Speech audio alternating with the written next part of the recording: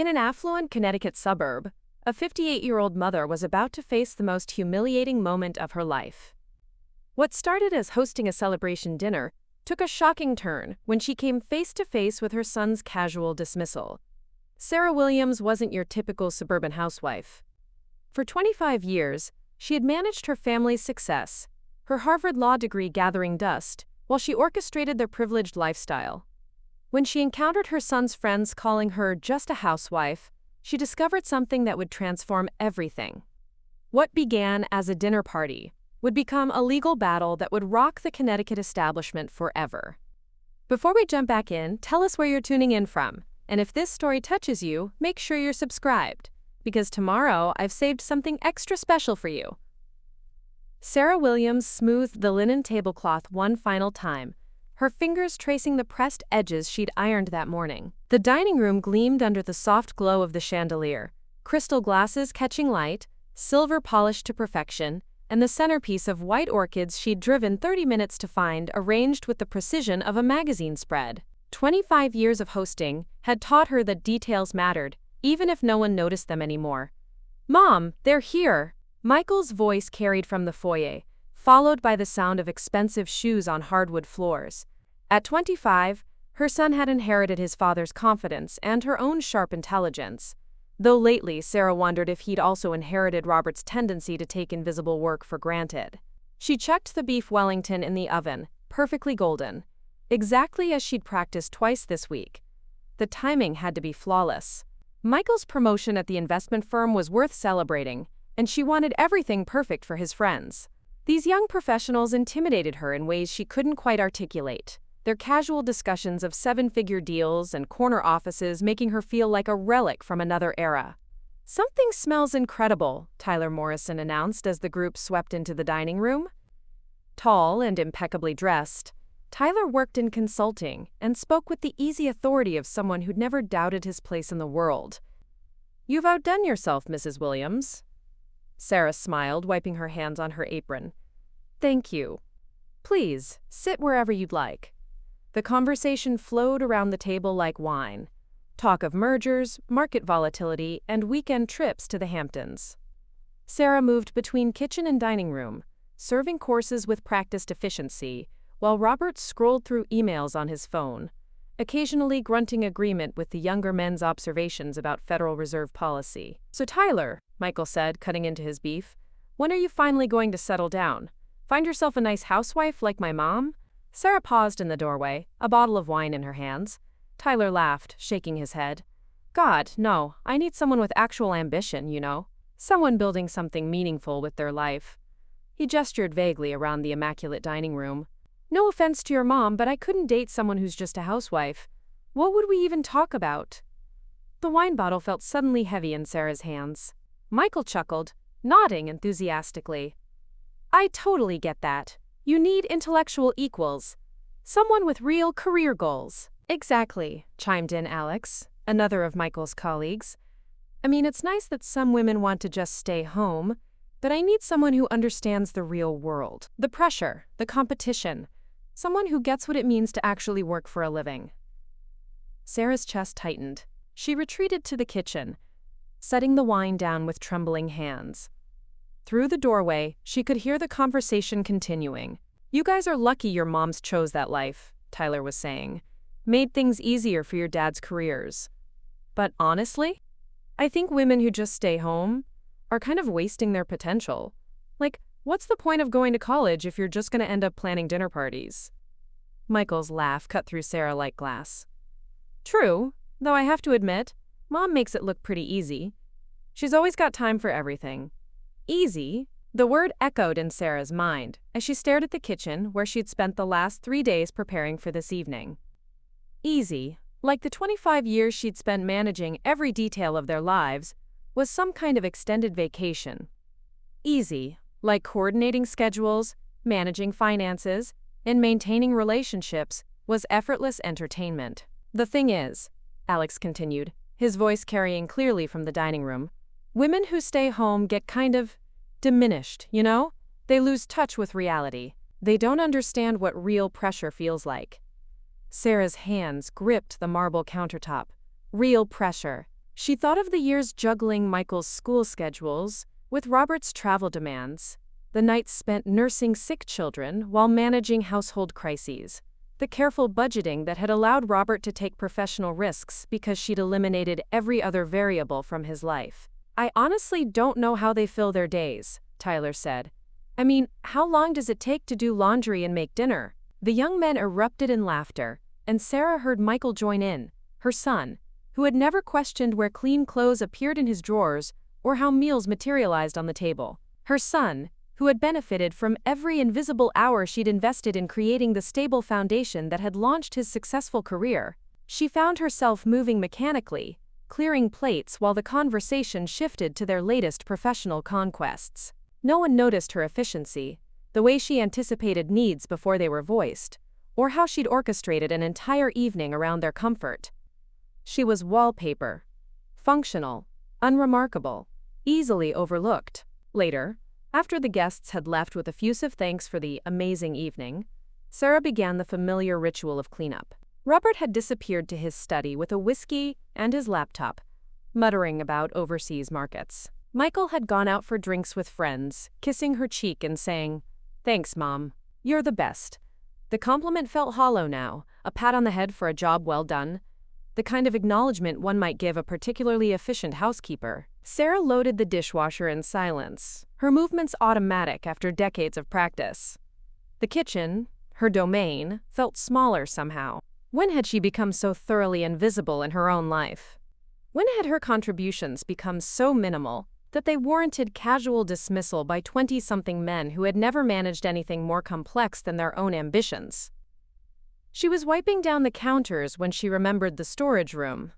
Robert had asked her to find space for some of his old files, and she'd been meaning to reorganize the closet upstairs, where they kept seasonal decorations and forgotten treasures. The storage room smelled of cedar and thyme. Boxes lined the walls, labeled in her careful handwriting, Michael's school years, holiday decorations, photo albums. In the far corner, she found a box that made her pause. Her own handwriting, but faded, Sarah's law school. She pulled it toward her with the strange feeling of excavating her own archaeological past. Inside, beneath a layer of dust, lay the artifacts of a life she'd almost forgotten. Her law review articles, still crisp and scholarly. Letters of recommendation from professors who had seen promise in her. Awards and certificates marking academic achievements that had once defined her. And at the bottom, in its original frame, her Harvard Law diploma, Sarah Williams, Juris Doctor, magna cum laude. She traced the embossed letters with one finger, remembering the young woman who had earned this recognition. That Sarah had argued cases before panels of distinguished attorneys, had worked 100-hour weeks on complex mergers, had been recruited by the most prestigious firms in Boston. That Sarah had possessed ambition, intellect, and a sharp legal mind that had impressed partners 3 times her age. She held the diploma up to the light, studying the face that looked back at her from the glass reflection. When had that fierce, capable woman become just a housewife? When had 25 years of intelligent choices, careful management, and selfless dedication been reduced to something so easily dismissed? The tears came suddenly, quietly, not the dramatic sobs of grief, but the steady weeping of profound loss. She was mourning the death of a person who had once existed, who had possessed value and recognition and respect. That woman had sacrificed herself so completely for her family's success that she had vanished without anyone even noticing. Sarah clutched the diploma to her chest and felt something crack open inside her, not breaking, but awakening. For the first time in decades, she remembered what it felt like to be valued for her mind, her skills, her contributions to something larger than domestic maintenance. The house settled around her with its familiar creaks and sighs, indifferent to her crisis. Somewhere in the distance, she could hear Robert's keyboard clicking away, the sound of a man who had never doubted his own importance. Soon, Michael would return from his celebration, flush with the confidence of a young man whose path had been cleared by a mother he barely saw. But here, in the quiet darkness of the storage room, surrounded by the evidence of who she used to be, Sarah Williams began to wonder if it might be possible to become her again. Michael's hand fumbled with his coffee mug as Sarah's voice cut through the morning silence like a blade she'd forgotten she knew how to wield. "We need to talk." Her son looked up from his phone, where he'd been scrolling through congratulatory messages from last night's dinner guests. The kitchen felt different in the harsh morning light, less like the warm heart of their home and more like a courtroom where Sarah had finally decided to present her case. "Sure, Mom. What's up?" Michael's tone carried the casual dismissiveness of someone who expected another conversation about household logistics or family scheduling. His eyes drifted back toward his screen. "Put the phone down." Something in her voice made him look up sharply. Sarah stood across from him at the kitchen island, still in her robe, but her posture had shifted. Gone was the accommodating slouch of a woman trying not to take up too much space. This was the stance of someone who commanded attention. "Last night," Sarah began, her words measured and precise, "your friend Tyler referred to me as, quote, just a housewife. You laughed. You agreed. You talked about needing, quote, intellectual equals, and dismissed women like me as having wasted our potential." Michael's face flushed. "Mom, that wasn't. I mean, we were just talking. It wasn't personal." "It was entirely personal." Sarah's voice remained level, but Michael caught something underneath it, a sharpness that reminded him of his father during difficult negotiations. "Tell me, Michael, what do you know about my life before you were born?" The question hung in the air. Michael shifted uncomfortably, realizing he was about to reveal how little he'd ever bothered to learn about his mother as an individual, rather than as his personal support system. "You went to college," he said uncertainly. "You worked for a while before you had me." "I went to Harvard Law School," Sarah said quietly. "I graduated magna cum laude. I was recruited by 3 of the most prestigious firms in Boston. I specialized in corporate mergers and spent 60-hour weeks negotiating deals worth more than you make in a year." Michael's coffee mug paused halfway to his lips. "You're a lawyer?" "I was a lawyer. A very successful one." Sarah moved to the window, looking out at the perfectly manicured garden she'd maintained for 2 decades. "I gave it up when you were born, because your father's career required constant travel, and we had no family support. Someone had to raise you, and that someone became me." The silence stretched between them. Michael set down his mug with hands that weren't quite steady. "Why didn't you ever tell me?" "When?" Sarah turned back to face him. "When you were 5 and needed help with homework? When you were 15 and required constant shuttling to activities? When you were 20 and calling me for advice about internships? At what point in your life did you ever ask me who I was before I became your mother?" Michael opened his mouth to respond, then closed it. The truth was uncomfortable and complete. He had never asked. She had simply always been there, a constant presence managing the details of his life with such seamless efficiency that he'd never considered the possibility she might be anything more than what she appeared to be. "I spent 25 years making sure you never had to worry about anything except your own success," Sarah continued. "I managed your schedules, your social calendar, your college applications. I researched your potential career paths and connected you with contacts from my old network. Contacts you never knew were mine because I introduced them through your father. Mom, I had no idea." "Of course you didn't." That was the point. Sarah's voice carried a weariness that seemed to span decades. "I made myself invisible so you could shine. And last night I discovered that I've been so successful at erasing myself that my own son sees me as nothing more than a convenient domestic service." The kitchen door swung open as Robert wandered in. Ty already nodded despite the early hour. "Morning," he mumbled, moving toward the coffee maker without really looking at either of them. "Sarah, did you remember to pick up my dry cleaning? I need the navy suit for the Peterson meeting." The request fell into the silence like a stone into still water. Sarah and Michael stared at each other across the island while Robert continued his morning routine, oblivious to the tension crackling between them. "Actually," Sarah said, her voice taking on a tone Michael had never heard before, "I didn't pick up your dry cleaning, and I won't be picking it up today either." Robert looked up, surprised. "Oh, well, I can grab it on the way to the office. No big deal." "It is a big deal, Robert." Sarah turned to face her husband of 30 years. "It's a very big deal." Just like it was a big deal when Michael's friends dismissed me as, quote, just a housewife last night, while you sat there checking emails and said nothing. Robert's expression shifted from confusion to mild irritation. Sarah, you're overreacting. They're young guys. They don't know any better. Overreacting? Sarah repeated the word as if tasting something bitter.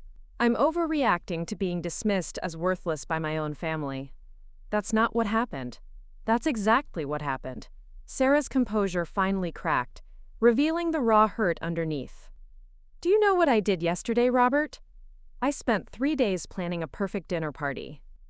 I researched wine pairings, practiced cooking techniques, coordinated schedules, and created an environment where our son could celebrate his achievement with his friends.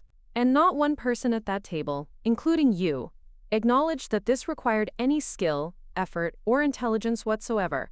Robert's phone buzzed with a text.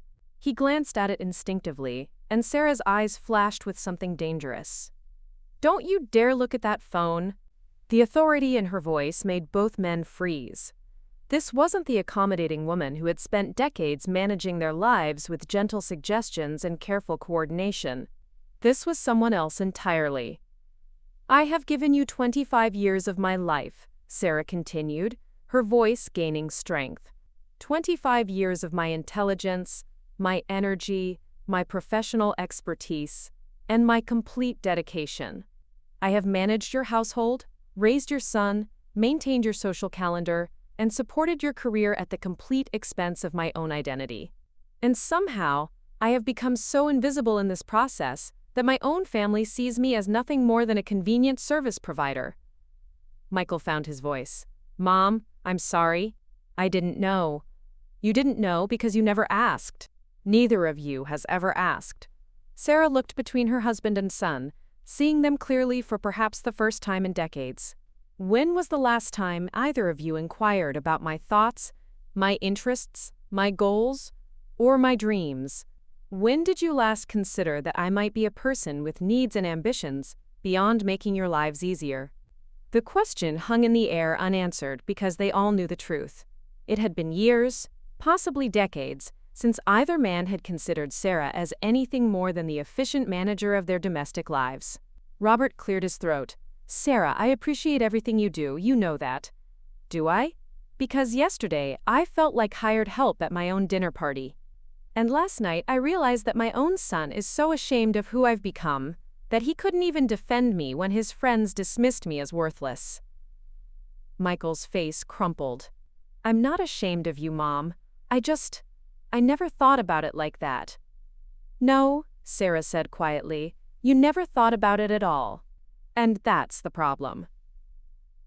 She moved toward the kitchen door, then paused. I'm going to visit Amanda today. When I come back, we're going to have a very different conversation about the future. After she left, father and son sat in uncomfortable silence, both of them grappling with the realization that they had been living with a stranger, someone whose entire identity they had reduced to her usefulness to them. The woman who had just walked out wasn't the accommodating mother and wife they thought they knew. She was someone else entirely, someone they were only just beginning to meet. And for the first time in either of their lives, they weren't sure what she might do next. Preparing and narrating this story took us a lot of time, so if you are enjoying it, subscribe to our channel, it means a lot to us. Now, back to the story. Sarah's fingers trembled as she navigated the Harvard Law School website, 25 years of technological evolution, making the simple task feel like climbing a mountain. The cursor hovered over career services, while Amanda's voice drifted from the kitchen where she was making tea. You could always start with volunteer work, Amanda called out. Ease back into it. 3 days had passed since the confrontation with Michael and Robert. 3 days of careful research, phone calls to half-remembered colleagues, and the dawning realization that the legal profession had transformed beyond recognition during her absence. Electronic filing systems, digital databases, social media marketing for law firms. The very vocabulary had evolved while she'd been mastering the art of invisible domestic management. Here we go, Sarah murmured, clicking on a link for career re-entry programs. The page loaded slowly, as if the internet itself was reluctant to acknowledge her attempt at professional resurrection. Amanda appeared in the doorway of her home office, holding 2 steaming mugs. At 55, she possessed the sharp efficiency of someone who had never apologized for her ambitions. Her divorce 3 years earlier had been messy but liberating, and she wore her independence like armor. "Any luck?" Amanda settled into the chair across from Sarah's laptop. "There's a program," Sarah said, reading from the screen. "Harvard Law has a returning to practice initiative, 6-week intensive covering legal technology, recent case law developments, and..." She paused, her voice faltering. "And strategies for addressing employment gaps on your resume." The phrase stung more than she'd expected. Employment gap. As if the 25 years she'd spent managing complex family logistics, coordinating schedules across multiple time zones for Robert's international business, and orchestrating the kind of seamless domestic operation that had enabled 2 careers to flourish, was simply nothing. An absence rather than a different kind of achievement. "Sarah." Amanda's voice cut through her spiraling thoughts. "You managed Robert's finances during the 2008 crisis. You researched and coordinated Michael's private school applications, summer programs, and college admissions. You've been running a complex household operation for decades. Those are transferable skills." "Try explaining that to a hiring manager," Sarah said, scrolling through job postings that seemed to require expertise in legal software she'd never heard of. "Look at this. They want experience with LexisNexis Advance, Westlaw Edge, something called Clio for case management. I feel like I'm reading a foreign language." Her phone buzzed with a text from Robert. "What time will you be home? Margaret is coming for dinner and she's expecting your famous pot roast." Sarah stared at the message, feeling the familiar tug of obligation. Even now, in the middle of researching her potential return to professional life, she was expected to orchestrate domestic perfection for her mother-in-law's visit. The assumption that she would drop everything to prepare an elaborate meal, because that's what she'd always done, felt like a weight settling on her chest. She turned the phone face down without responding.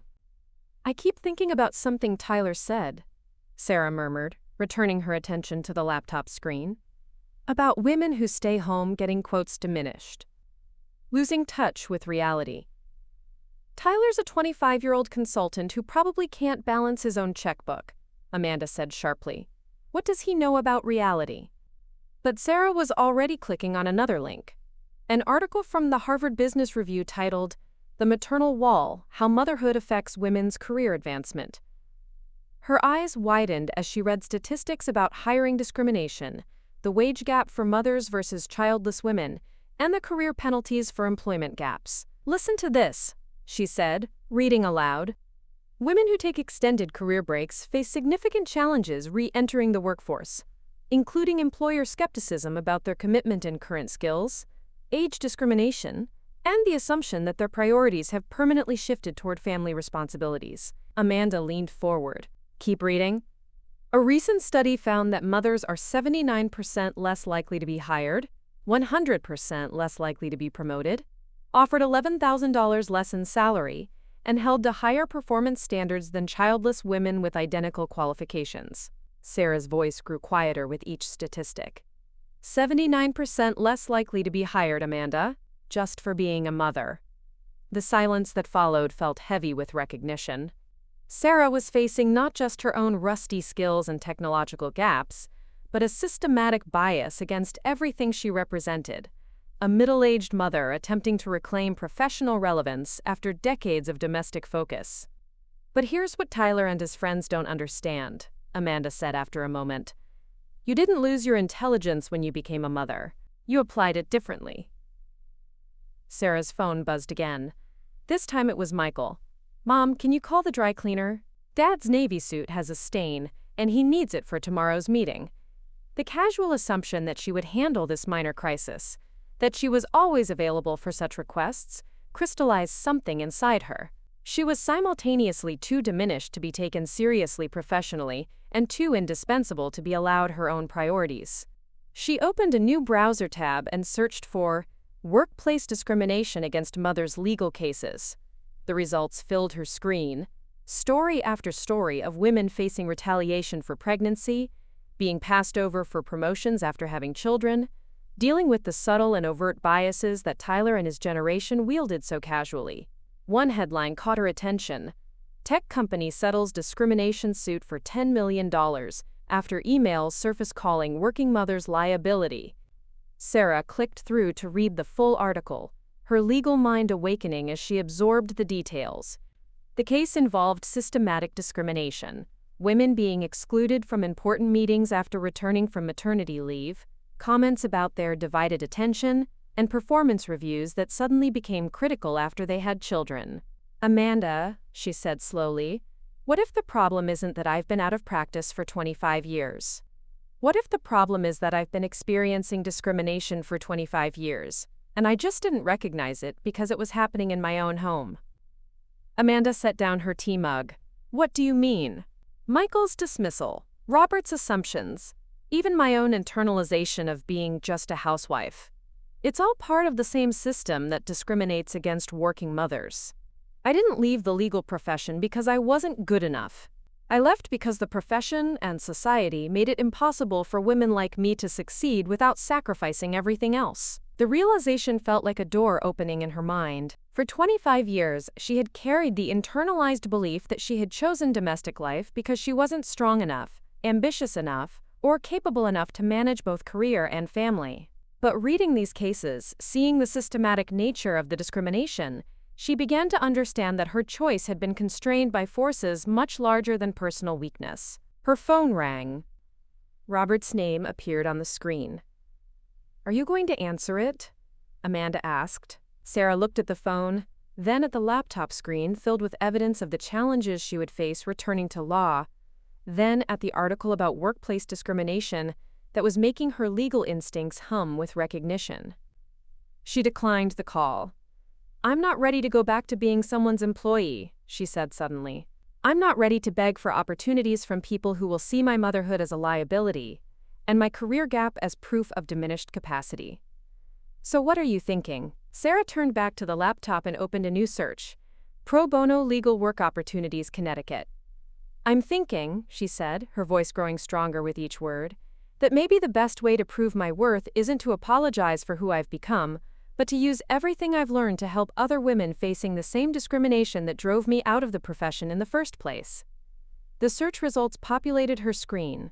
Legal aid organizations, pro bono networks, nonprofit agencies serving low-income women and families. For the first time in 3 days of research, Sarah felt something other than intimidation. She felt purpose. Her phone buzzed with another text from Robert, probably wondering about dinner preparations.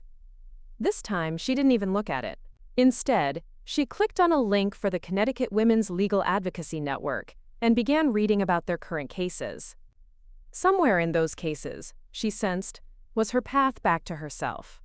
Not as a diminished version of who she used to be, but as someone who could use everything she'd learned about sacrifice, about invisible labor, about the cost of putting others first, to fight for women who needed someone who understood their struggles from the inside. The afternoon light was fading when she finally looked up from the computer, her notebook filled with contact information and her mind buzzing with possibilities. For the first time in 25 years, Sarah Williams was planning her own future instead of organizing everyone else's. The Connecticut Women's Legal Advocacy Network occupied a converted Victorian house in Hartford, its peeling paint and narrow parking lot, a stark contrast to the gleaming corporate towers where Sarah had once worked. She sat in her car for several minutes, watching through rain-streaked windows as women with children hurried up the front steps, some clutching manila folders that probably contained the documentation of their legal troubles. Her phone had been buzzing all morning with increasingly urgent texts from Robert about Margaret's dinner, but Sarah had driven here anyway, following an impulse that felt both terrifying and necessary. The woman who answered her initial call yesterday, Maria Santos, the intake coordinator, had sounded tired but hopeful when Sarah mentioned her legal background and interest in pro bono work. "Even if you've been out of practice," Maria had said, "we need attorneys who understand what these women are facing. Most of our clients are mothers dealing with workplace discrimination, family court issues, or housing problems. They need someone who gets it." The waiting room smelled of coffee and stress. Sarah signed in at the reception desk, noting how her hands shook slightly as she wrote her name.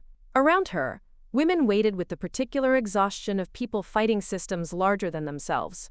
Young mothers with toddlers on their laps, older women clutching employment termination letters, teenagers who looked like they were navigating custody battles. Ms. Williams? A woman in her 40s approached, her handshake firm despite the weariness in her eyes. "I'm Maria Santos. Thank you for coming in." They walked down a narrow hallway lined with motivational posters and framed thank you letters from former clients. Maria's office was cramped but organized, every surface covered with case files and legal documents that spoke to the volume of need they were trying to address with limited resources. "Tell me about your background," Maria said, settling behind her desk with a cup of coffee that looked like it had been reheated several times. Sarah found herself describing her Harvard law education and early corporate career with a strange sense of talking about someone else's life. "I specialized in mergers and acquisitions," she said. "Complex negotiations, due diligence, regulatory compliance. But that was 25 years ago. I've been raising my family since then." Maria nodded without judgment. "We get a lot of attorneys looking to transition back into practice through pro bono work. The legal skills don't disappear, even if the technology changes. What type of cases interest you?" "Workplace discrimination," Sarah said immediately. "Specifically discrimination against mothers." Something in her tone made Maria look up sharply. "Personal experience?" Sarah hesitated, then found herself describing the dinner party, Michael's casual dismissal, and her growing recognition of how completely her own professional identity had been erased. "I'm starting to understand that what happened to me, the subtle pressure to choose between career and family, the assumption that motherhood makes you less committed professionally, it's not individual failing. It's systematic." Maria leaned forward. "Would you like to meet some of our clients? I have a case that might interest you, if you're serious about taking something on." 15 minutes later, Sarah found herself in a conference room with 3 women whose stories made her chest tight with recognition. Jessica Thompson, 35, sat straight-backed despite the exhaustion evident in her eyes. A software engineer with 8 years' experience, she had been systematically passed over for promotions after having her first child, then faced retaliation when she complained about the discrimination. "They never said it was about being a mother," Jessica explained, her voice carefully controlled. "It was always something else. Suddenly my performance reviews mentioned things that had never been issues before. Collaboration problems, questions about my commitment to the team. But I documented everything." She spread a manila folder across the table, revealing printed emails that made Sarah's legal instincts sharpen with interest. Messages from supervisors about Jessica being, quote, distracted after her maternity leave, comments about working mothers having, quote, divided loyalties, and most damning of all, a forwarded email from her direct supervisor to HR, stating that, quote, "Jessica's priorities have clearly shifted since having the baby. They promoted 2 men who started after me," Jessica continued. "Both less experienced, both with performance reviews that were objectively worse than mine. When I filed a complaint with HR, they said they'd investigate, but 3 weeks later I was written up for being, quote, difficult to work with, and told my attitude was becoming a problem." Sarah studied the documentation with the focused attention she hadn't applied to anything in years. The pattern was clear. Systematic discrimination disguised as performance issues, the kind of case that required both legal expertise and an understanding of how workplace bias actually functioned. "What kind of documentation do you have about the promotions they gave to your male colleagues?" Sarah asked. Jessica's eyes widened slightly. "Everything. I kept copies of all the job postings, the announcement emails, even their performance reviews, when I could access them through the shared drive." "Good." Sarah made notes on the legal pad Maria had provided. "What about witnesses? Other employees who observed the differential treatment?" "2 other women in the department," Jessica said. "Both afraid to speak up officially because they're worried about retaliation, but they've seen everything I've seen." Sarah looked up from her notes. "Jessica, I need you to understand something. Taking on a case like this is going to be difficult. Your employer will have expensive attorneys who specialize in making discrimination claims disappear. They'll argue that your performance genuinely declined, that the promotions were based on merit, that any comments about motherhood were taken out of context. I know, Jessica said quietly. But if I don't fight this, what happens to the next woman? What happens to my daughter when she's old enough to work? The question hit Sarah like a physical blow. What happens to my daughter? Jessica was fighting not just for herself, but for the possibility that the next generation of women might face different choices than the impossible ones Sarah's generation had navigated. There are two other women with similar situations, Maria interjected. If we could combine the cases, it would strengthen the pattern of discrimination evidence. Sarah spent the next hour listening to Linda Chen, a marketing manager who had been demoted after requesting flexible hours to handle her son's medical appointments, and Amy Rodriguez, an accountant who had been excluded from important client meetings after returning from maternity leave, then fired for poor client relations. Each story followed the same pattern. Successful professional women who had become targets for subtle but systematic discrimination after becoming mothers. The kind of bias that was difficult to prove in isolation but became undeniable when viewed as part of a larger pattern. What kind of legal representation do these companies have? Sarah asked Maria as they reviewed the case files. Corporate firms, well-funded, experienced in employment law, very good at making these cases go away quietly with minimal settlements and non-disclosure agreements. Sarah felt something stir in her chest. The competitive instinct that had once driven her to excel in complex corporate negotiations. These weren't just legal cases. They were battles over whether women's professional contributions would be valued equally, whether motherhood would continue to be treated as a disqualifying condition for career advancement. If I took this on, Sarah said slowly, I'd want to do it right, not just get a settlement, but establish precedent. Make it clear that this kind of discrimination has consequences. Jessica leaned forward. You'd really represent us? Sarah looked around the table at these three women who were fighting the same battles she had surrendered 25 years ago. They were younger, more documented, more aware of their rights, but facing the same systematic devaluation of working mothers that had driven Sarah out of the profession. I'd need to get up to speed on current employment law, Sarah said. Learn the technology, understand how these cases are typically argued now. It would take time and I can't guarantee outcomes. But you'd try? Amy asked. Sarah thought of Tyler Morrison's casual dismissal, of Michael's thoughtless agreement, of the 25 years she'd spent internalizing the message that her contributions didn't matter. She thought of her Harvard Law diploma gathering dust while she organized dinner parties that no one noticed, and of the legal mind that had been gathering dust along with it. Yes, she said, I'd try. The drive home felt different than the drive there. Sarah's phone showed 17 missed calls and texts from Robert, increasingly frantic messages about Margaret's dinner and Sarah's unexplained absence. But for the first time in years, she felt the particular energy that came from having a purpose beyond managing other people's needs. She had 3 clients now. 3 women whose battles were her battles, whose fight was a continuation of the one she'd abandoned decades ago. The legal challenges would be significant. She would need to master new technology, catch up on 25 years of employment law developments, and face opponents with resources and experience she lacked.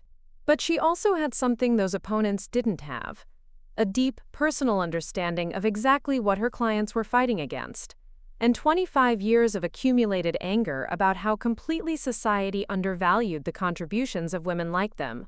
As she pulled into her driveway, Sarah could see Robert pacing in the kitchen window, his phone pressed to his ear.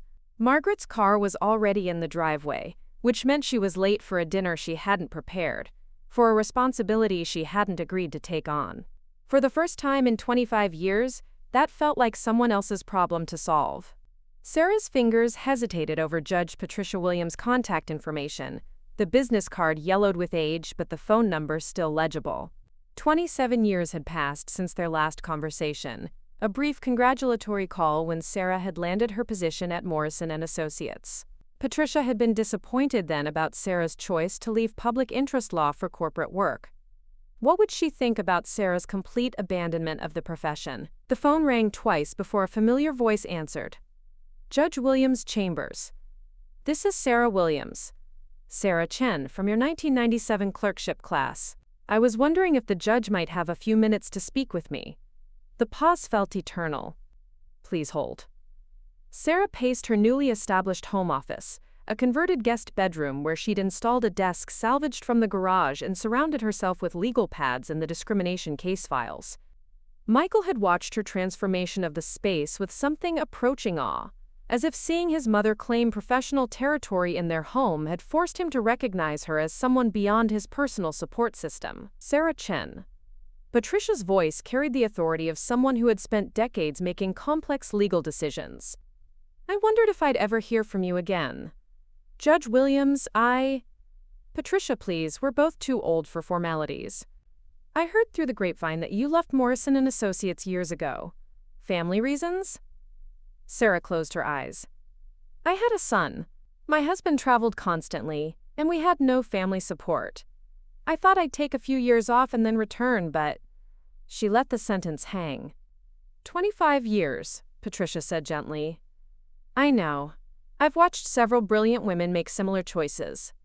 What brings you back to the law now? Sarah found herself describing the dinner party, the discrimination cases, and her growing recognition of the systematic nature of workplace bias against mothers. Patricia listened without interruption, the silence occasionally punctuated by thoughtful hums. Employment discrimination, Patricia said finally. Challenging area. The defense firms are sophisticated, well-funded.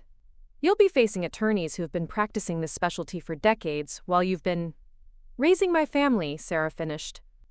Managing households, coordinating schedules, basically running complex operations that somehow don't count as relevant experience.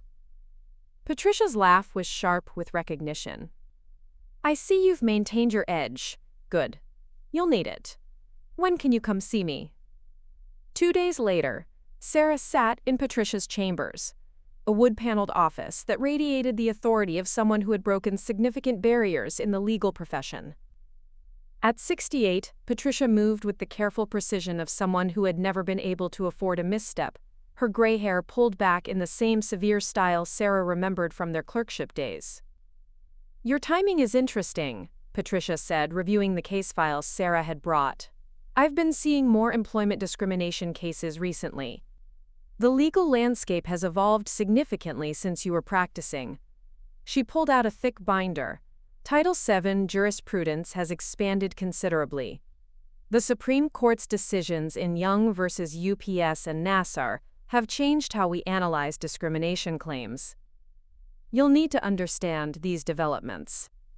Sarah took notes furiously as Patricia outlined the current state of employment law, the procedural requirements for discrimination cases, and the practical challenges of proving bias in sophisticated corporate environments.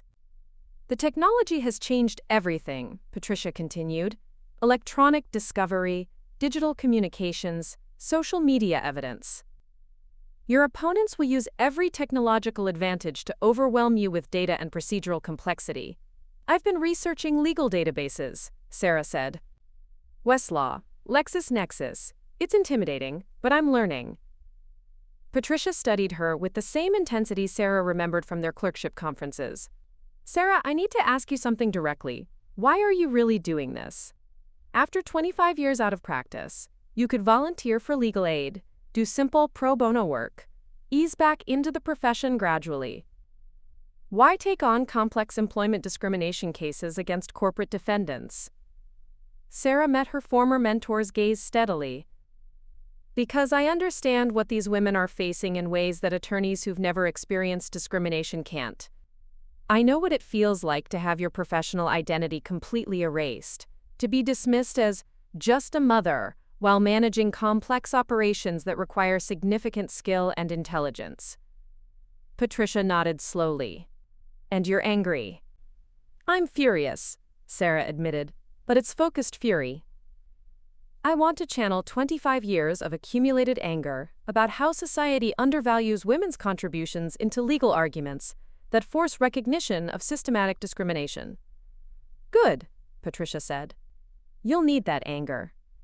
But tempered with strategic thinking and meticulous preparation. Your opponents will try to dismiss you as an amateur, someone playing lawyer rather than practicing law. You'll need to be twice as prepared, 3 times as thorough, and completely unshakable under pressure.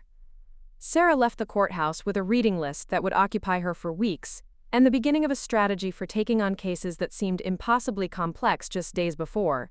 Patricia's guidance had reminded her that legal skills, like other forms of intelligence, didn't disappear.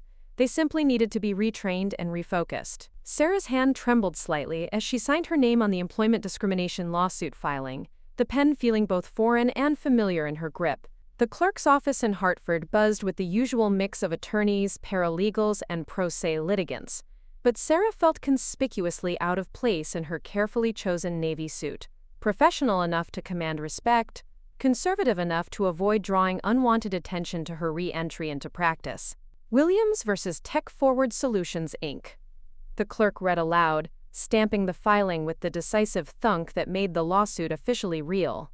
You'll receive a copy of the summons within 48 hours. Sarah nodded, accepting the stamped copy with hands that had grown steady again.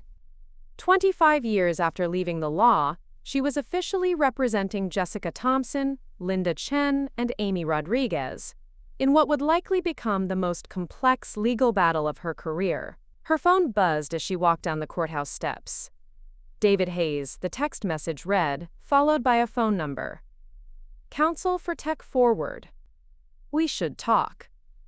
The speed of the response surprised her. Large firms typically took weeks to assign cases and develop strategies. But David Hayes was calling within hours of the filing. Either Tech Forward took discrimination claims very seriously, or they had immediately identified her as a target they could neutralize quickly. She returned the call from her car. Ms. Williams? David Hayes' voice carried the smooth confidence of someone accustomed to winning. David Hayes, from Hartwell Morrison and Associates. I represent Tech Forward Solutions. I understand you filed some employment claims against my client. Sarah recognized the firm name. One of Connecticut's most prestigious defense practices, known for aggressive tactics and successful outcomes in employment law. The kind of firm that would have recruited her aggressively 25 years ago, and that now viewed her as an amateur opponent. Mr. Hayes, Sarah replied, keeping her voice level. I represent 3 former Tech Forward employees who experienced systematic discrimination based on their status as mothers. I'm sure we can resolve this matter quickly and amicably, Hayes said. These kinds of misunderstandings often arise from miscommunication rather than actual policy violations. Perhaps we could meet for coffee and discuss a reasonable settlement? The patronizing tone in his voice, coffee rather than a formal conference, misunderstanding rather than discrimination, told Sarah everything she needed to know about his strategy. He was betting that she could be intimidated or bought off cheaply, that her client's claims could be made to disappear with minimal cost to his client. Mr. Hayes, this isn't a misunderstanding. My clients have extensive documentation of systematic discrimination, including written communications from supervisors explicitly referencing their motherhood as a factor in employment decisions. I don't think coffee will resolve the fundamental policy changes Tech Forward needs to make. The pause on the other end of the line stretched long enough that Sarah wondered if the call had dropped. I see, Hayes said finally, his tone shifting to something harder. Well, Ms. Williams, I look forward to working with you on this matter. I'm sure it will be educational. The implicit threat in his words was clear. He intended to make this case as difficult and expensive as possible for someone he viewed as an inexperienced opponent. Sarah's first court appearance was scheduled for the following Tuesday, a preliminary hearing on Tech Forward's inevitable motion to dismiss. She spent the weekend preparing with an intensity she hadn't felt in decades, researching precedents, outlining arguments, and practicing her presentation until she could deliver her key points without notes. The courtroom was smaller than she remembered from her early career, but it carried the same weight of institutional authority that had once thrilled her. Judge Patricia Williams presided with the calm competence Sarah remembered, though she noticed Patricia's eyes flicker with recognition and perhaps concern when Sarah approached the plaintiff's table. David Hayes commanded attention the moment he entered, tall, expensively dressed, followed by 2 associates carrying bankers' boxes of documents. He nodded politely to Sarah, but she caught him studying her, with the calculating look of someone assessing an opponent's weaknesses. "Your Honor," Hayes began when called upon, his voice filling the courtroom with practiced authority. "The defendant moves to dismiss these claims as legally insufficient and factually baseless." Ms. Williams' complaint fails to meet the basic pleading standards for employment discrimination under Title VII. He proceeded to methodically attack every aspect of Sarah's filing: the legal theories, the factual allegations, even the format of the documentation. His arguments were polished, supported by recent case law, and delivered with the confidence of someone who had won similar motions dozens of times. Sarah felt the familiar surge of competitive energy as she rose to respond. This was what she had missed: the intellectual combat of legal argument, the challenge of defending her position against a skilled opponent. "Your Honor," she began, her voice carrying more authority than she had expected, "Mr. Hayes' motion fundamentally misunderstands both the law and the facts of this case. The Supreme Court's decision in McDonnell-Douglas established that discrimination claims require only that plaintiffs show differential treatment that gives rise to an inference of discrimination. My clients have provided extensive documentation showing exactly that pattern." She proceeded through her arguments systematically, citing recent precedents that supported her position and addressing each of Hayes' challenges directly. As she spoke, she noticed Hayes taking notes more frantically than before, his initial dismissiveness replaced by focused attention. "Furthermore," Sarah continued, "the defendant's argument that these were legitimate, performance-based decisions ignores the temporal connection between my client's return from maternity leave and the sudden emergence of performance concerns that had never been raised previously. This pattern, combined with documented comments from supervisors about working mothers' quote, divided loyalties, establishes a clear prima facie case of discrimination." Judge Patricia listened impassively, occasionally asking clarifying questions that pushed both attorneys to refine their arguments. When Sarah finished, she caught a brief nod of approval from the bench, subtle enough that Hayes wouldn't notice, but clear enough to give Sarah confidence that her arguments had landed. "I'll take this motion under advisement," Patricia announced. "Counsel will receive my decision within 2 weeks." As the hearing concluded, Sarah gathered her materials with hands that remained steady. The legal community would be talking about the housewife lawyer by end of business today. But she had acquitted herself competently against one of Connecticut's most respected employment attorneys. David Hayes approached as she packed her briefcase. "Ms. Williams, that was more thorough than I expected. Perhaps we should have that coffee after all." Sarah met his gaze directly. "Mr. Hayes, I appreciate your offer, but I think we both understand this case is going to trial. I'll see you in discovery." Walking out of the courthouse, Sarah felt something she hadn't experienced in 25 years: the particular satisfaction of holding her own in intellectual combat. The legal skills were still there, perhaps rusty but fundamentally sound. She could do this. Her phone buzzed with a text from Jessica. "How did it go?" Sarah smiled as she typed her response. "We're just getting started." The deposition room at Hartwell Morrison & Associates felt deliberately intimidating. Floor-to-ceiling windows overlooking downtown Hartford, a conference table large enough to seat 20, and walls lined with law books that seemed more decorative than functional in the digital age. Sarah arrived 15 minutes early, her briefcase containing 3 months of meticulous preparation and a legal pad filled with questions designed to expose the systematic discrimination at Tech Forward. David Hayes greeted her with professional courtesy that barely concealed his aggressive intent. He had assembled a team of 4 attorneys and 2 paralegals, their presence clearly calculated to overwhelm a solo practitioner who had been out of practice for decades. The court reporter, a woman in her 50s who had probably witnessed countless legal battles, set up her equipment with practiced efficiency. "Before we begin," Hayes announced, sliding a thick document across the table, "we're serving you with a motion for sanctions. Your discovery requests are overly broad, unduly burdensome, and appear designed to harass rather than gather relevant information." Sarah scanned the motion quickly, recognizing the tactic. Hayes was trying to put her on the defensive before the deposition even began, forcing her to justify her litigation strategy, rather than focus on questioning his client's employees. "Mr. Hayes," Sarah replied calmly. Requesting communications about employment decisions affecting my clients is hardly harassment. If Tech Forward has nothing to hide, these documents should be easy to produce. The first witness was Jennifer Martinez, Tech Forward's Human Resources Director, a woman whose carefully controlled demeanor suggested extensive preparation for this moment. Sarah had studied Jennifer's personnel file and knew she had been promoted to HR Director shortly after the company's last discrimination settlement 3 years earlier. Ms. Martinez, Sarah began, how many complaints of discrimination based on pregnancy or motherhood has Tech Forward received in the past 5 years? I'd have to check our records, Jennifer replied. You don't know off the top of your head? As HR Director? David Hayes interjected. Objection. Argumentative. Sarah continued without acknowledging the objection. Let me be more specific. Are you aware that Jessica Thompson filed a formal complaint with HR regarding differential treatment after her maternity leave? Yes, I'm aware of that complaint. And what investigation did you conduct into Ms. Thompson's allegations?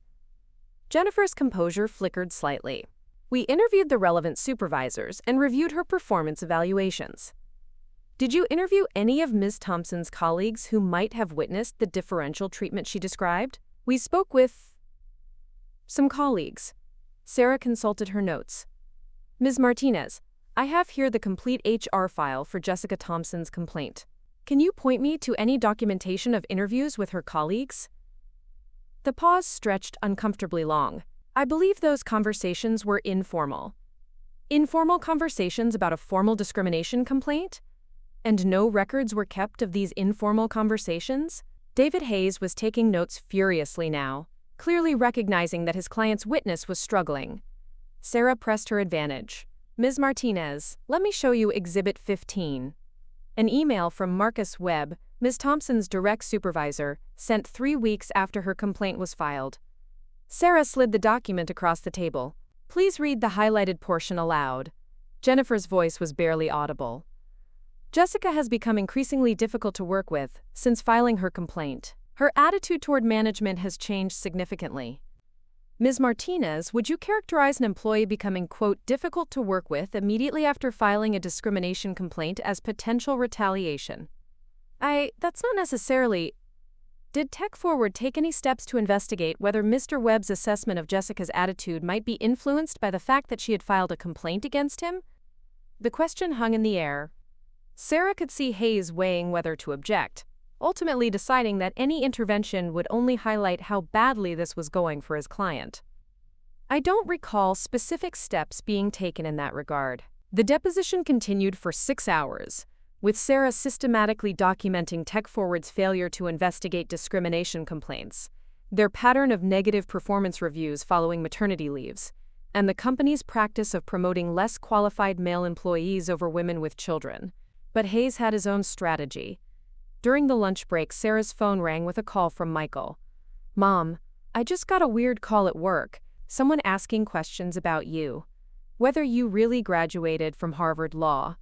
Whether you were actually a successful attorney before I was born. They said they were doing background research for a legal matter. Sarah's stomach clenched.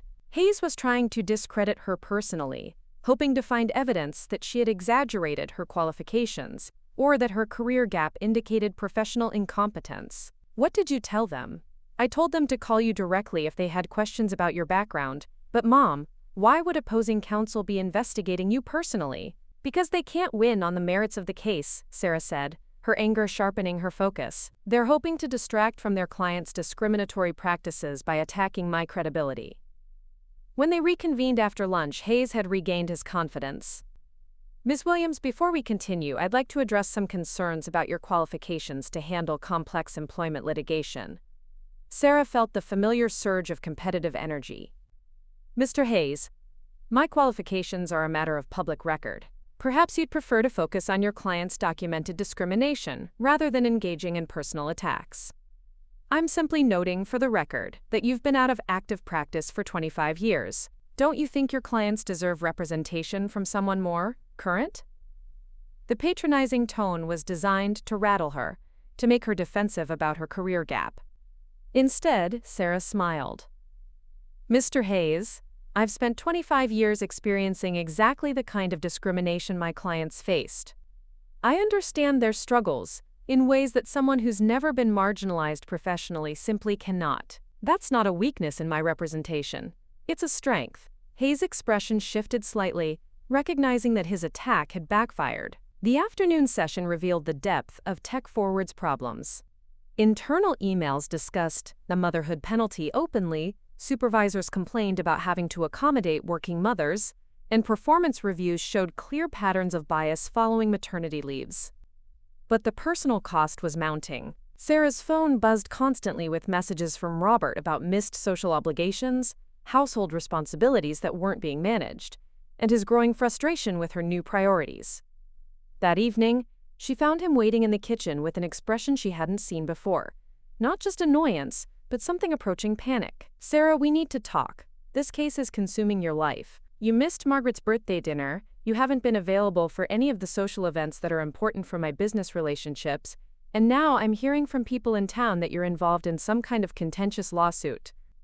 This needs to stop." Sarah looked at her husband of 30 years and realized that he was seeing her independence as a threat, not just to their domestic arrangements, but to his own professional standing. The wife who had seamlessly managed their social calendar and supported his career networking was being replaced by someone with her own agenda. "Robert, this case is important. These women are facing exactly the kind of discrimination that pushed me out of my career 25 years ago. And look how well that worked out for us," Robert said. "You had a successful career, you raised our son, we built a good life. Why do you need to relitigate ancient history?" The conversation revealed the fundamental disconnect Sarah was facing. Her family's inability to understand why she would risk their comfortable arrangements to fight battles that felt abstract to them but essential to her. Later that night, as she prepared for the next day's depositions, Sarah reflected on the costs and stakes of her choice. Hayes was a formidable opponent who would use every available tactic to win.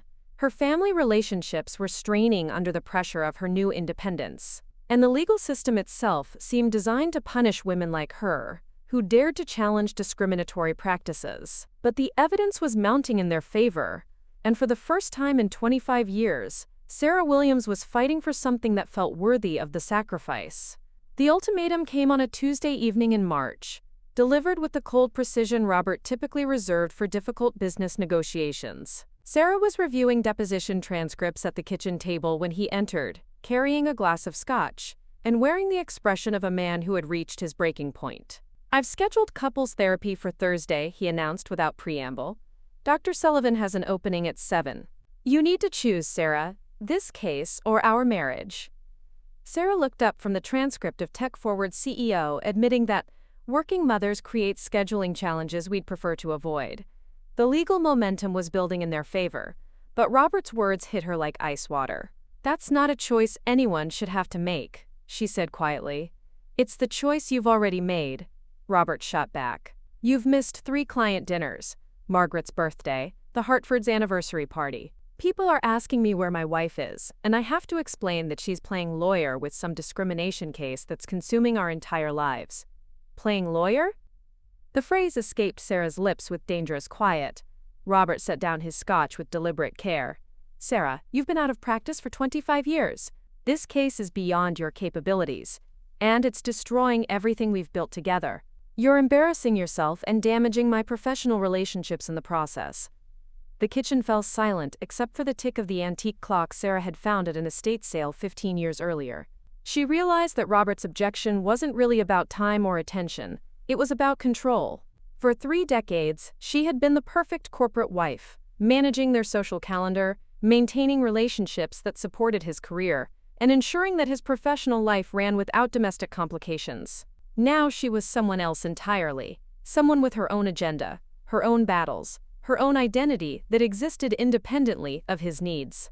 "You want me to abandon these women," Sarah said, "so you don't have to explain to your colleagues why your wife has opinions and ambitions of her own. I want you to remember that marriage is a partnership. Your choices affect both of us." The irony was breathtaking. Sarah thought of the years she had suppressed her own career ambitions to support his advancement, the social events she had orchestrated to benefit his networking, the countless decisions she had made with his career as the primary consideration. "Partnership," she repeated. Like when I gave up my law career so you could travel internationally without worrying about childcare? Like when I managed every aspect of our domestic life so you could focus entirely on work? That kind of partnership? That was different. We agreed. We never agreed. You assumed, and I accommodated. There's a difference. The argument escalated with 25 years of suppressed resentment finally finding voice. Robert accused her of having a midlife crisis, of abandoning their family for strangers, of caring more about proving a point than preserving their marriage. Sarah responded with decades of accumulated frustration about being taken for granted, about having her contributions minimized, about being expected to disappear whenever her independence became inconvenient.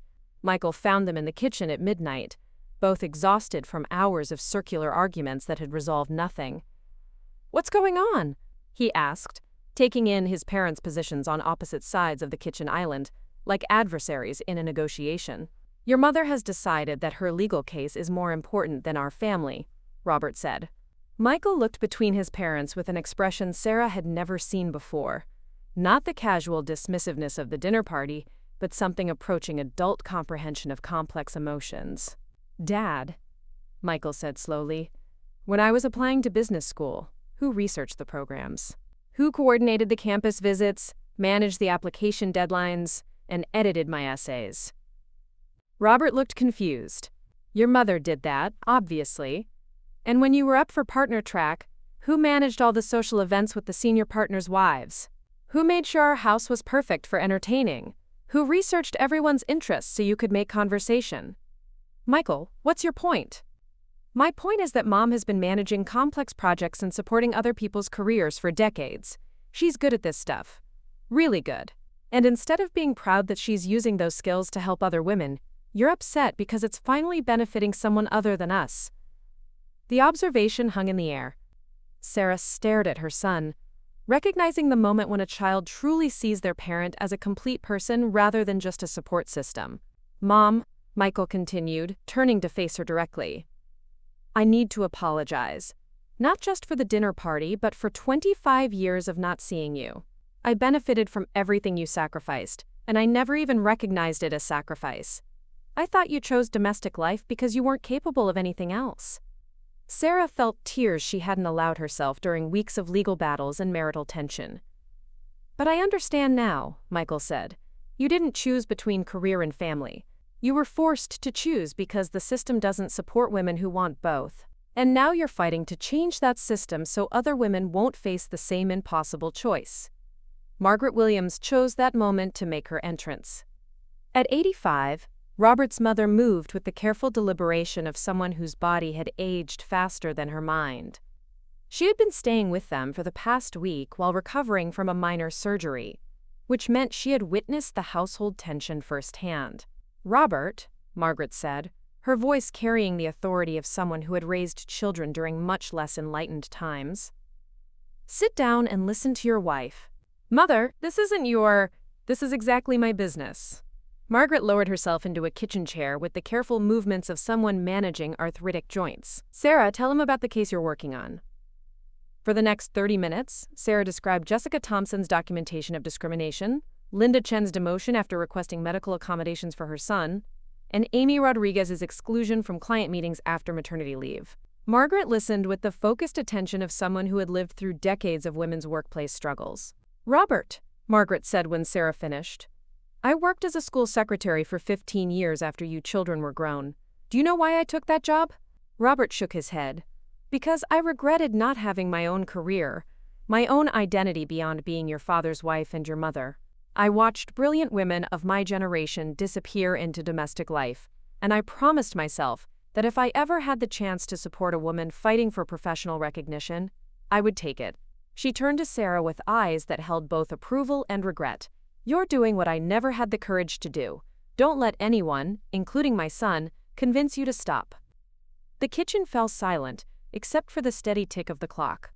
Robert stared at his mother, as if seeing her for the first time, while Michael nodded with the understanding of someone finally grasping the scope of the battles women had been fighting for generations. Sarah realized that the crisis wasn't just about her marriage or her case.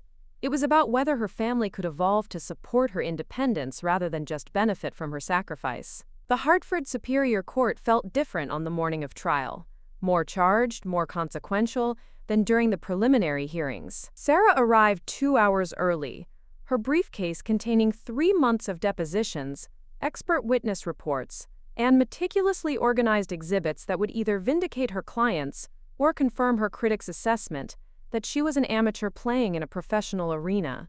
The media attention had surprised everyone. The Hartford Courant had run a feature story about the quote, discrimination, and the courthouse steps buzzed with reporters, asking about the broader implications of the case. Sarah had declined most interview requests, but the coverage had transformed what might have been a routine employment dispute into a symbol of women's workplace struggles. David Hayes commanded the defense table with his usual confidence, flanked by 3 associates and boxes of documents designed to overwhelm the jury with complexity. But Sarah noticed something different in his demeanor. The casual dismissiveness of their early encounters had been replaced by the focused attention of someone who had learned to take his opponents seriously. Judge Patricia Williams entered the courtroom with the dignity befitting someone who had presided over significant legal battles for 3 decades. Her eyes briefly met Sarah's, offering the subtle nod of encouragement that had sustained Sarah through months of preparation. "Your Honor," Sarah began her opening statement, "this case is about a simple principle, that becoming a mother should not disqualify a woman from professional advancement. Over the next week, we will show that tech-forward solutions systematically discriminated against my clients based on their status as mothers, creating a workplace where childbearing was treated as a career-ending choice." She moved through the evidence methodically, describing Jessica Thompson's sudden performance problems that materialized only after maternity leave, Linda Chen's demotion following her son's medical accommodations, and Amy Rodriguez's exclusion from client meetings that had previously defined her role. The defense will argue that these were isolated incidents, unrelated business decisions made for legitimate reasons. But when you examine the pattern, the timing, the documentation, the consistent treatment of mothers as liabilities rather than assets, you'll see systematic discrimination disguised as performance management. David Hayes countered with the polished presentation Sarah had expected, arguing that tech-forward's decisions were based on legitimate business needs and individual performance issues that had nothing to do with motherhood. Ms. Williams would have you believe that every employment decision involving a working mother is automatically discriminatory, Hayes argued.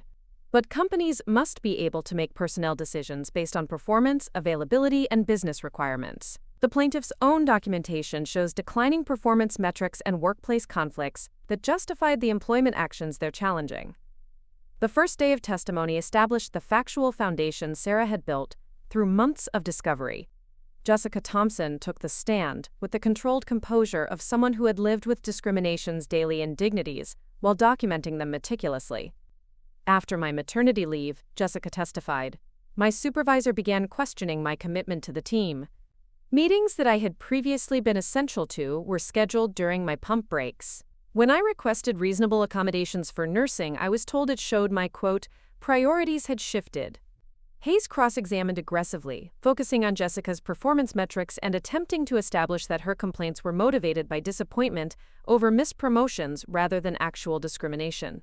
"Ms. Thompson, isn't it true that your performance ratings declined after your maternity leave?" "My performance ratings changed after my maternity leave," Jessica replied carefully.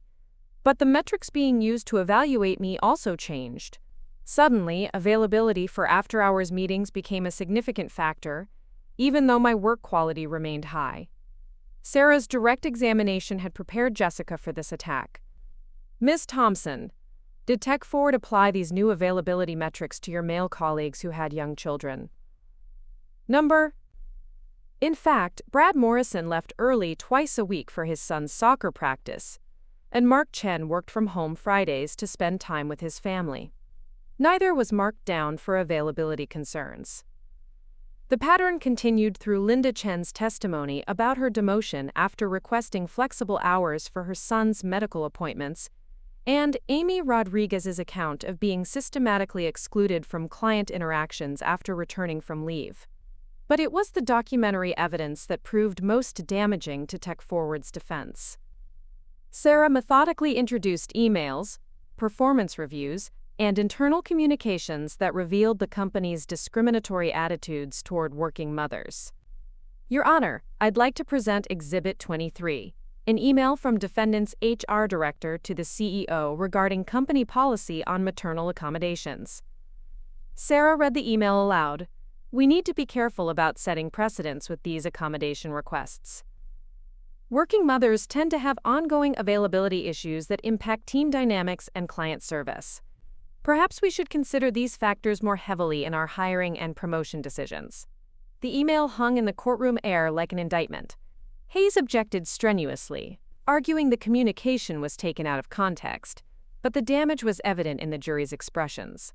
Sarah's closing argument synthesized months of preparation into a coherent narrative about systematic discrimination, disguised as business necessity. Members of the jury, Tech Forward Solutions wants you to believe that 3 successful professional women suddenly became problematic employees within months of becoming mothers purely by coincidence. They want you to accept that performance concerns materialized immediately after maternity leaves without any connection to motherhood itself. She paused, making eye contact with each juror. But the evidence shows otherwise. The emails, the performance reviews, the consistent pattern of negative treatment following childbirth. This is not coincidence. This is discrimination, systematic and deliberate. Sarah concluded by connecting her client's experiences to broader questions of workplace equality. This case is about whether we will accept a workplace culture that punishes women for becoming mothers, or whether we will demand that employers value women's full contributions to both professional and family life. Hayes responded with technical arguments about employment law standards and the difficulty of proving discriminatory intent, but his presentation felt defensive against the weight of documentary evidence Sarah had assembled. Judge Patricia's instructions to the jury emphasized the legal standards for proving discrimination while acknowledging the complex nature of workplace bias.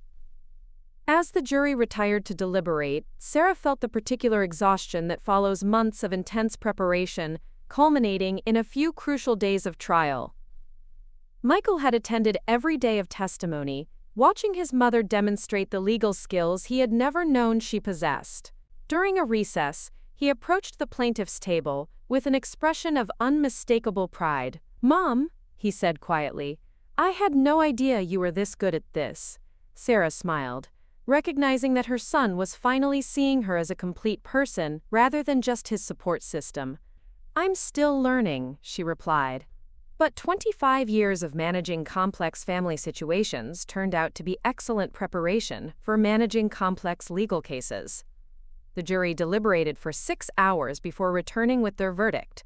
Tech Forward Solutions was liable for systematic discrimination against working mothers, with damages totaling $2.3 million across the 3 plaintiffs. But more important than the monetary award was Judge Patricia's statement from the bench. This case serves as a reminder that workplace discrimination against mothers violates both legal standards and fundamental principles of equality. Employers cannot treat motherhood as a professional liability. As Sarah gathered her materials after the verdict, she realized that winning the case had been about more than legal vindication. It had been about proving to herself and her family that her contributions, both domestic and professional, had value that extended far beyond their immediate utility to others. The Connecticut Law Tribune featured Sarah's photograph above the fold, her Harvard Law diploma visible in the background of her newly established home office. Housewife turned advocate wins landmark discrimination case, read the headline, but Sarah barely glanced at it as she prepared for the most important conversation of her professional life.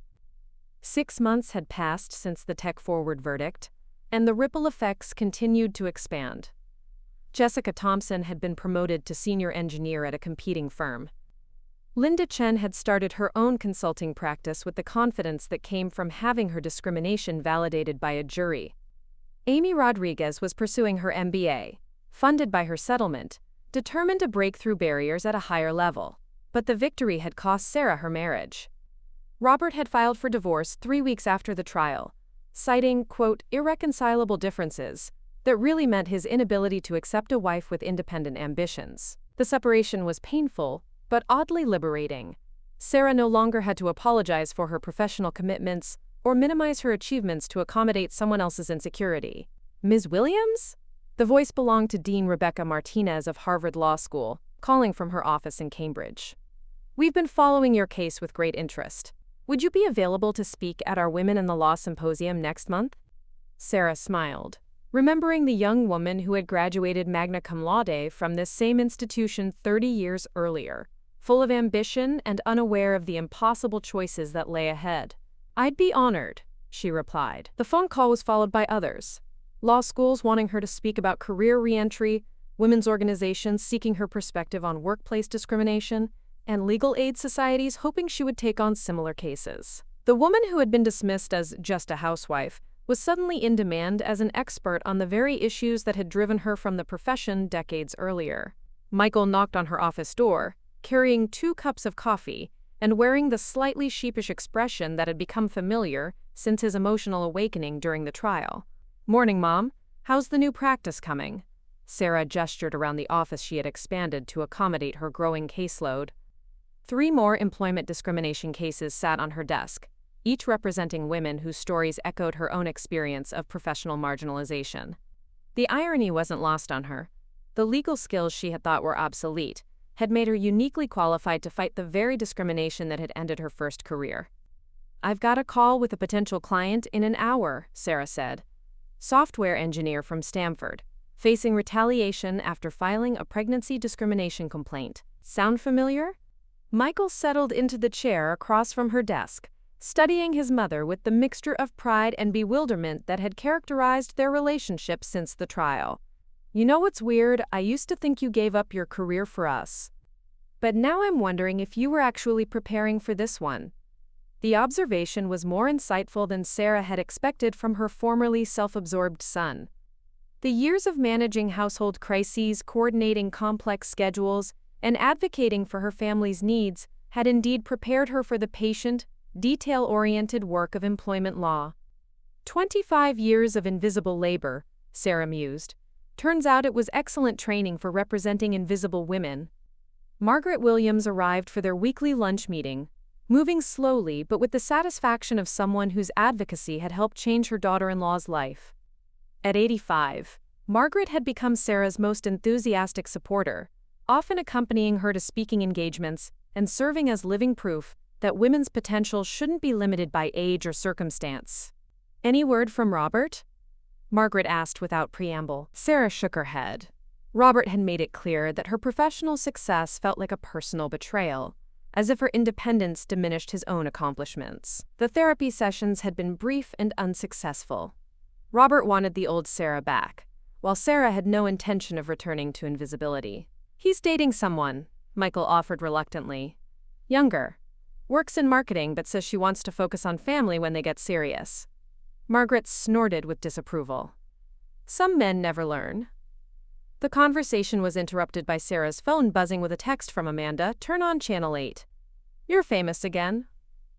The local news was running a follow-up story on the Tech Forward case, featuring interviews with employment law experts discussing the broader implications of Sarah's victory. One expert, a professor from Yale Law School, made an observation that stopped Sarah cold. "What's significant about the Williams case isn't just the verdict, but the attorney who achieved it. Sarah Williams represents a new model of legal advocacy, someone who understands discrimination from the inside out, who can represent clients authentically because she's lived their struggles. We may be seeing the emergence of a new specialty within employment law." A new specialty. Sarah considered the phrase as she prepared for her afternoon client consultation. She had stumbled into representing working mothers not because she planned a legal career focused on employment discrimination, but because she was one of them. Her authority came not from decades of courtroom experience, but from intimate knowledge of how professional identity could be systematically erased. The client meeting confirmed what Sarah was beginning to understand about her evolving practice. Maria Santos, a financial analyst from Stanford, told a story that was both unique and universal: subtle exclusion from important meetings after announcing her pregnancy, performance reviews that suddenly emphasized traits that had never been mentioned before, and the gradual erosion of responsibilities that had once defined her role. "I documented everything," Maria said, producing a folder that reminded Sarah of Jessica Thompson's meticulous record-keeping. "But my company's HR department says these are just business decisions. Nothing to do with my pregnancy. Sarah reviewed the documentation with the practiced eye of someone who had learned to recognize discrimination's subtle patterns. The timing, the language, the systematic nature of the exclusion. It was textbook retaliation disguised as performance management. "Maria," Sarah said, "I can represent you, but I need you to understand what you're choosing. Taking on a discrimination case means a long legal battle against well-funded opponents who will try to discredit both your claims and your character. It means standing up for principle when it would be easier to find another job and move on."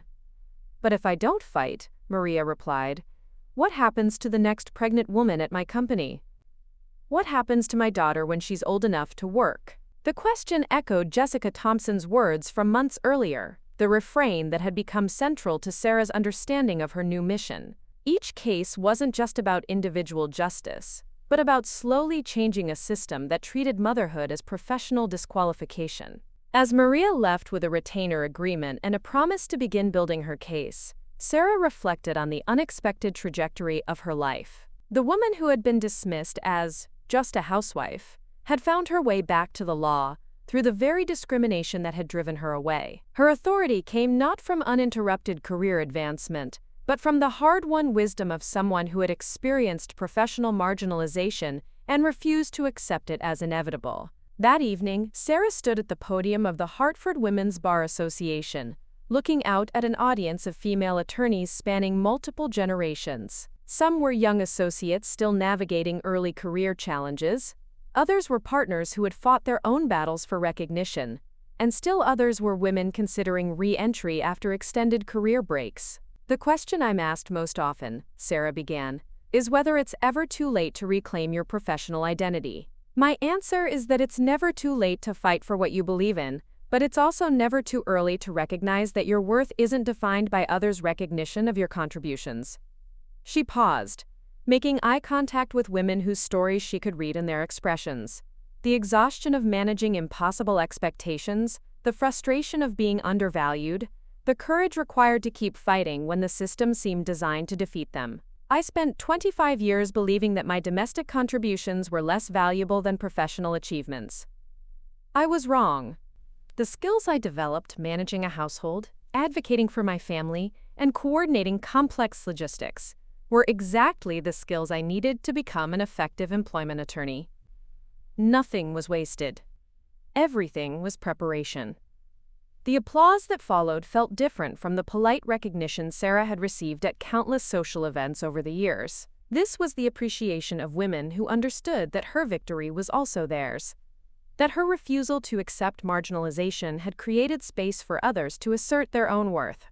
Later, driving home through the Connecticut suburbs where she had spent decades perfecting the art of invisible labor, Sarah thought about the unexpected coherence of her life's narrative. The woman who had sacrificed her legal career to raise her family had become uniquely qualified to fight for women facing the same impossible choices. The years of domestic expertise had prepared her for the patient, detail-oriented work of employment law. The experience of professional erasure had given her the authentic authority to represent other women whose contributions had been systematically undervalued. At 58, Sarah Williams had finally integrated all the parts of herself: the brilliant law student, the devoted mother, the household manager, and the fierce advocate. She was no longer choosing between professional identity and family commitment, but using both to create something new, a practice built on the understanding that women's full contributions to society deserved recognition and protection. The future stretched ahead with possibilities that had seemed impossible just 2 years earlier. More cases to fight, more women to represent, more opportunities to transform a legal system that had once excluded her. And for the first time in decades, Sarah Williams was eager to see what she might accomplish when nobody was asking her to make herself smaller. Up next, you've got 2 more standout stories right on your screen. If this one hit the mark, you won't want to pass these up. Just click and check them out. And don't forget to subscribe and turn on the notification bell so you don't miss any upload from us. Quote,